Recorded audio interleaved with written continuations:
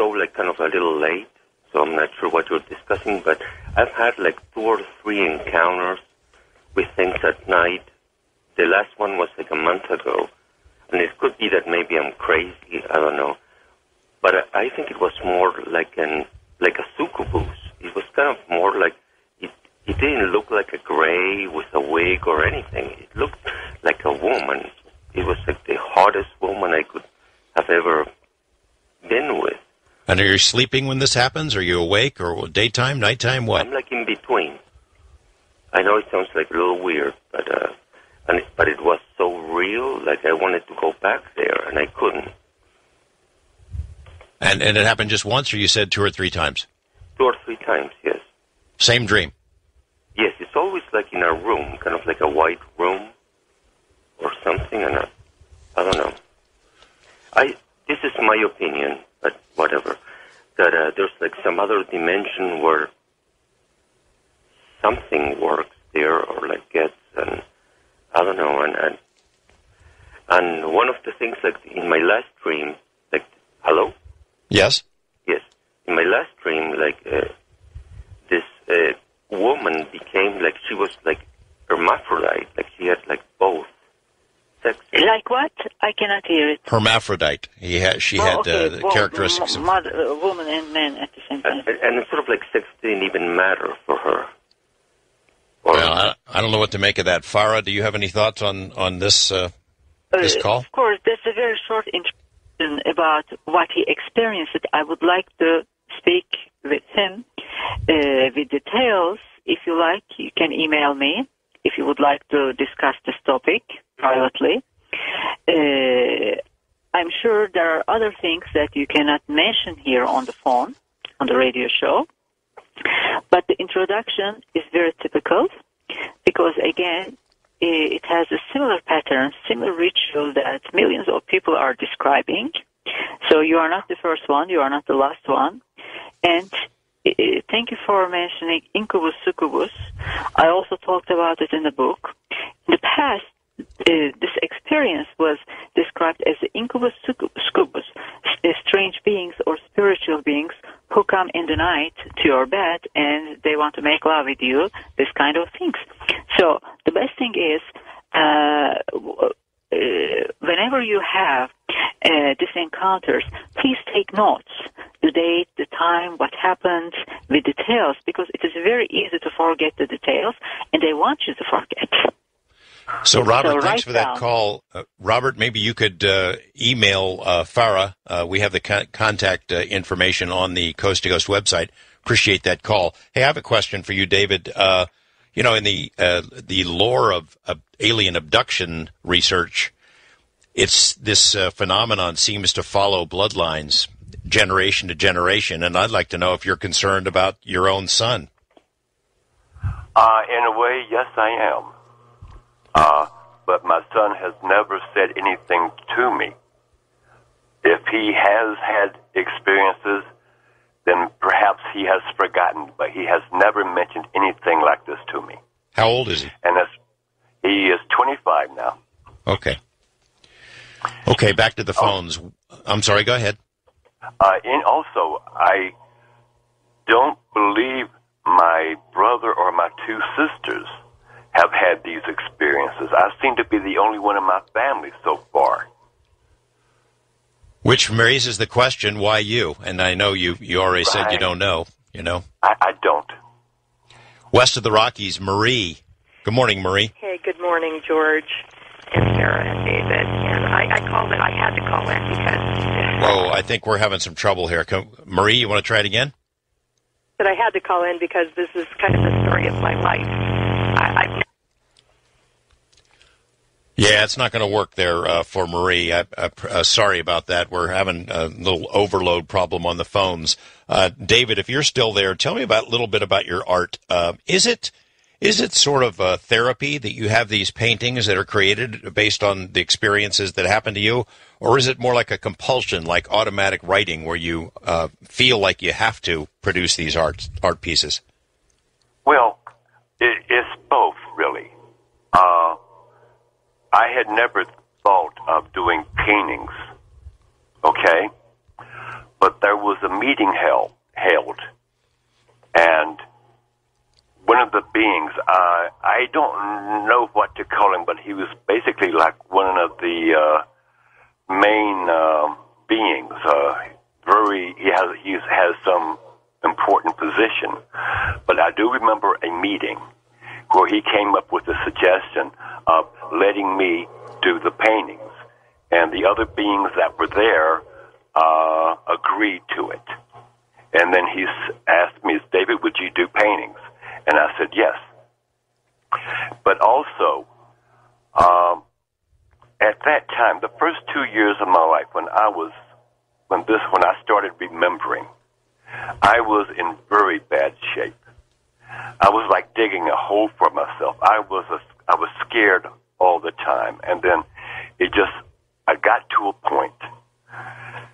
Oh man, I've got to face this. I was digging a hole for me, and the only way I could get out of it was by facing it. And the very first painting I tried doing was extremely difficult. But once I did it, one of the best things I remember after I had finished that painting, that I got an incredible good night's sleep. And then one painting came after the other. But it was like a certain form of therapy. And also there's something else I would like to mention in regard to this. All the experiencers or contactees or whatever you wish to call them, every person I have ever met who have interacted with these beings have a very strong artistic and creative bent. And I feel that this is an aspect of this phenomena which should be looked into, and it doesn't seem to be so. No one is looking into this aspect of it. Meaning that that might have something to do with who is chosen. It could well be. But, you take Whitney Strieber. Whitney Strieber is a writer. Bud Hopkins is a sculptor. Farah is a writer. Painter, writer, whatever. But, I paint. And there are other people I have met when we had these art shows. They were either musicians, writers, or painters. And it's an aspect of this phenomena which I really think should be looked into. Are we, Jason, tell me in my ear, are we able to take calls? Okay, apologies for the board is sort of overloaded here. Apologies to all of you who tried to get through with your questions for David and Farah. Maybe we can work something out and have them back another time. A couple of other questions that I had. David, can you contact these beings at will? Can you go into a dream state and say, hey, I want to see you, Crescent, and she pops up, or it's always a one-way street in that regard? Sometimes it's a one-way street, but all I have to do is visualize their image. Just visualize it, and I interact with them. I wonder how they'd feel. I wonder how they'd feel about you writing the book and telling the story. Did it ever come up that they want it out there, or it was never mentioned? Well, I don't know, the leader or one of the main people there. He gave the suggestion: let David do paintings. Paintings are meant to be seen. And after I had my first show, I was with these beings, and they were just smiling at me. Like, yes. They didn't say anything to me, but they were just smiling. They seemed quite pleased with the show. And Farah, have you thought of any experiments in that regard then, of sitting David down and saying, hey, let's visualize him, let's see if we can call him in, and I want to be here to see it? Well, I would like to try this. But again, as far as I see, not only in David's case, in other cases, they control everything. They control the contact. They come and contact whenever they want. And also, this contact is interaction is very special for David. So I only prefer to observe and write down the book. I didn't want to interfere very much. It is his private life. I respect it. It is his private life. So I don't need to see Crescent in order to be a part of this investigation. I'm not looking for that kind of proof. So, because I saw whatever I needed to saw in my own life since I was 2 years old. I had my own encounters since I was 2 years old. So that's why I don't need to see somebody else's extraterrestrial anymore.